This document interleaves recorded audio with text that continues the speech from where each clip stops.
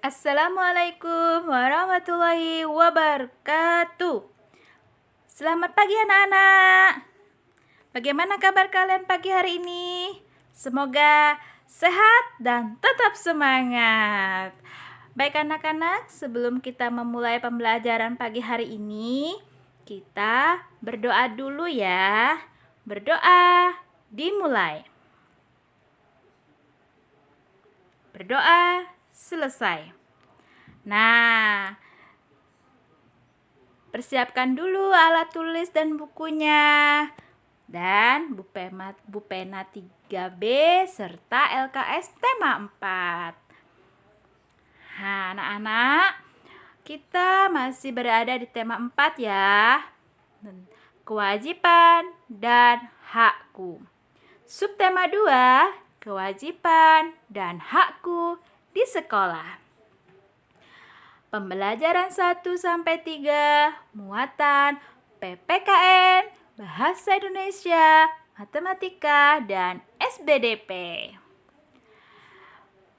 Nah, anak-anakku, kegiatan pembelajaran kita hari ini adalah mengidentifikasi kewajiban dan hak sebagai warga sekolah, menemukan, menyusun, dan menyatakan kalimat saran, menentukan dua bilangan yang selisihnya diketahui, dan mengidentifikasi dan mempraktekkan gerakan kaki dalam suatu tari.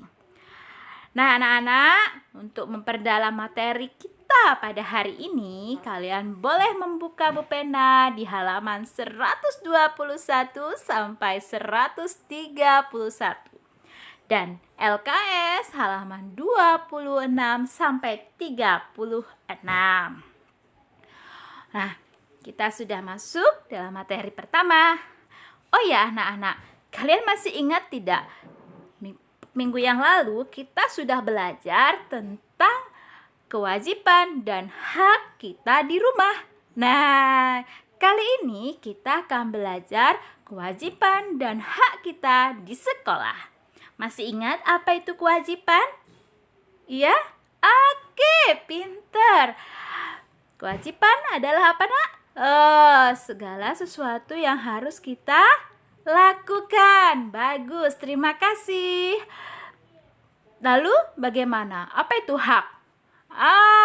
Oke, terima kasih. Hak adalah segala sesuatu yang harus kita dapatkan, yang kita terima ya. Setelah kewajiban sudah kita jalankan. Terima kasih anak-anak Ibu, pintar semua. Nah, di sini ada beberapa contoh kewajiban kita di sekolah, kewajiban sebagai siswa ya. Yang pertama adalah taat dan hormat kepada guru dan kepala sekolah. Nah, kalian sering melakukan hal ini tentunya. Kalau lihat gambar ini masih ingat ya kegiatan kalian pertama kali memasukin gerbang sekolah ya. Dan setelah selesai upacara biasanya ya mau masukin ruang kelas ya nak. Yang kedua, menjaga kebersihan lingkungan sekolah ya. Biasanya setiap hari Sabtu ya kita melakukan bersih-bersih lingkungan di sekolah. Dan setiap hari kita juga membersihkan lingkungan kelas ya nak ya. Nah, tentu kalian merindukan semua ini.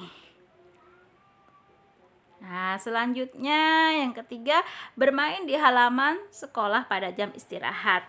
Senang sekali ya ketika ada bel istirahat, kita akan hore istirahat, senang ya.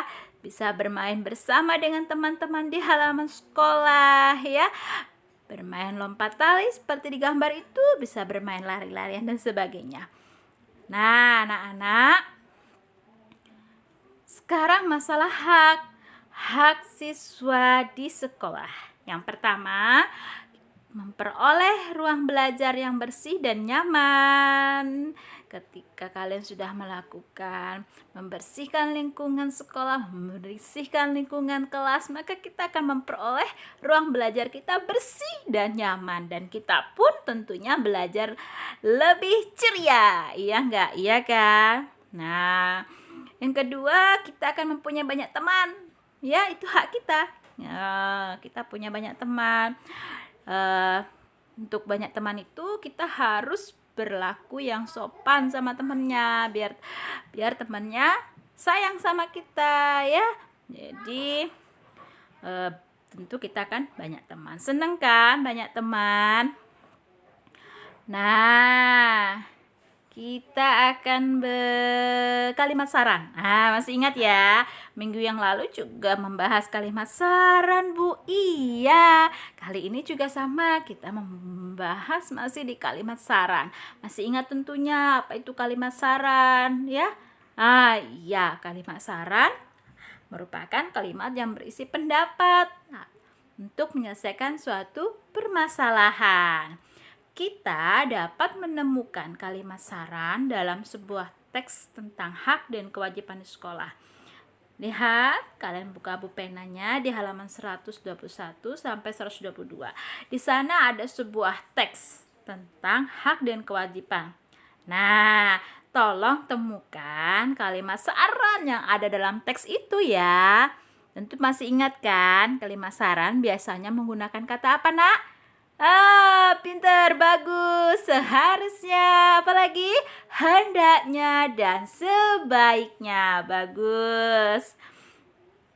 Oh iya, bagaimana sih menyusun dan menyatakan kalimat saran? Sebelum kita menyusun kalimat saran, sebaiknya kita harus menemukan dulu apa permasalahan yang ada terdapat dalam teks itu. Ada permasalahan apa?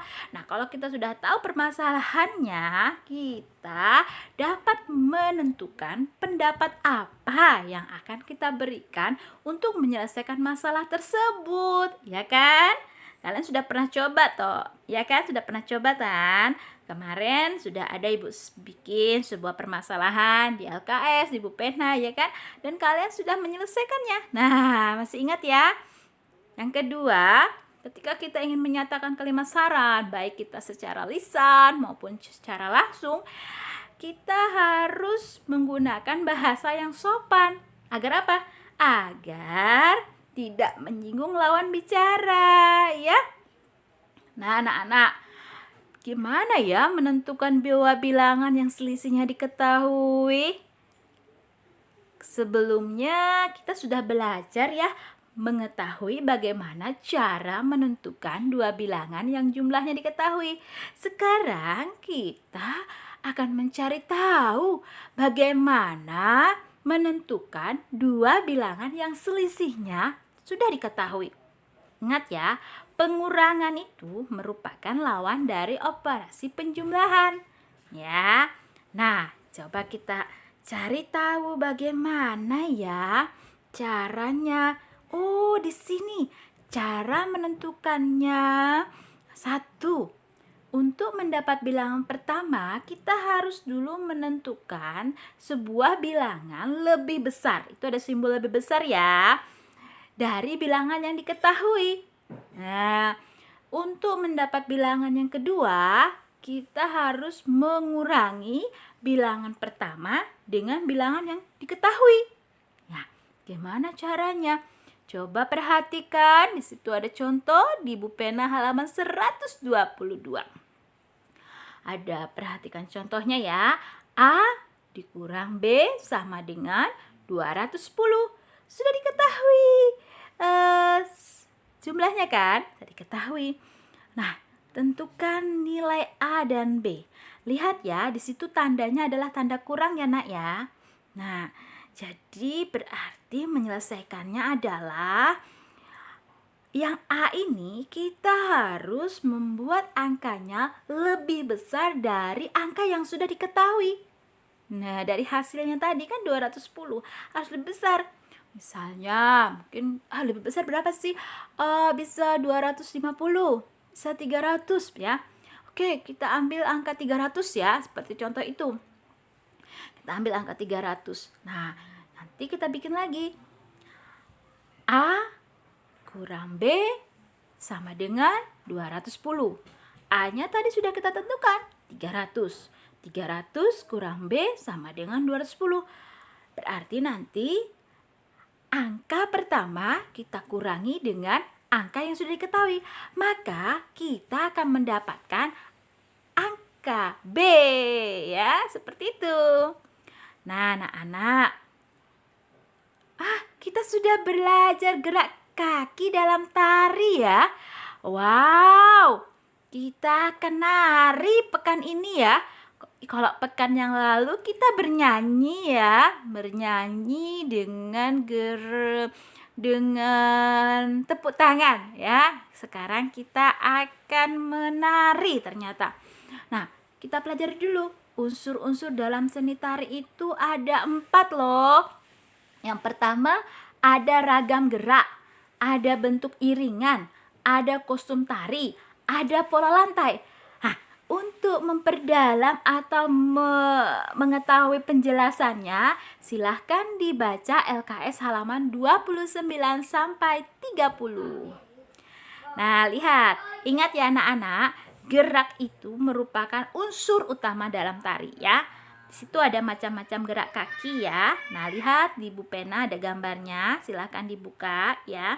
Ada macam gerak kaki, ada gerak kaki yang terbuka ini dan gerak kaki yang menghentakkan kaki ya ketika kita ingin menari.